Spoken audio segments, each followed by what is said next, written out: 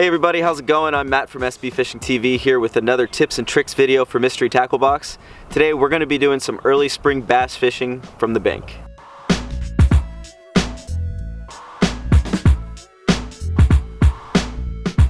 So I have 4 baits we're going to be taking a look at today, which I'm sure a lot of you got in your Mystery Tackle Box.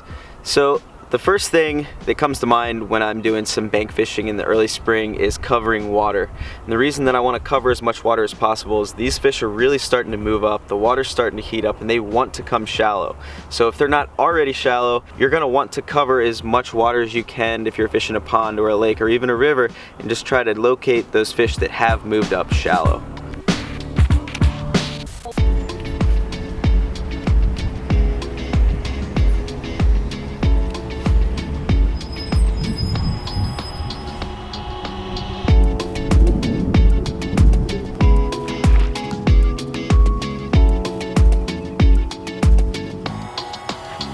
Good fish. That was like my 5th cast with the run. There you go, guys. That's right on the run. Look at that. He smoked it. That was like my 5th cast, but that's a pretty solid fish. I'd say he's about 4 pounds. Not bad at all. There you go. That's the runt. So what we're going to do now that we've located these fish on this point, I'm going to pick up the salt crawl, throw that around a little bit, and then maybe the flicker worm and the razor worm too. We're just going to flick these around real quick. Now that we've located some bass, see if we can catch any more donkeys like this.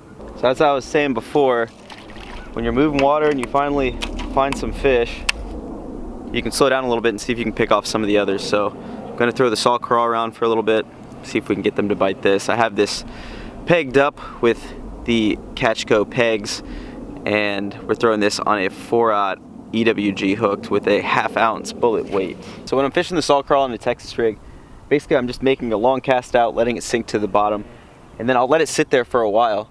Sometimes I'll let it sit there for 5 seconds, sometimes I'll let it sit there for up to a minute. You really just want to let the fish tell you how they want to eat it.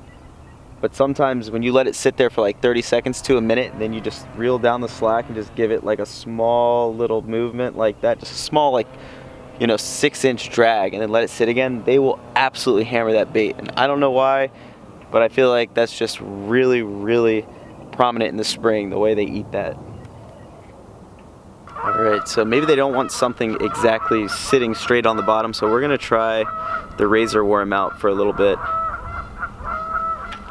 And this is just wacky rigged on a 2/0 Stickies wacky rig hook. And this is probably one of the easiest baits to fish.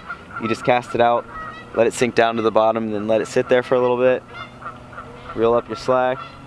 If you don't get a bite on the initial fall, generally I'll give it a few pulls and work it just a little bit more, but from there I'm actually going to fish this like a jerkbait back to the bank, and I don't know what it does, but it drives the fish crazy, and that's a secret tip from me directly.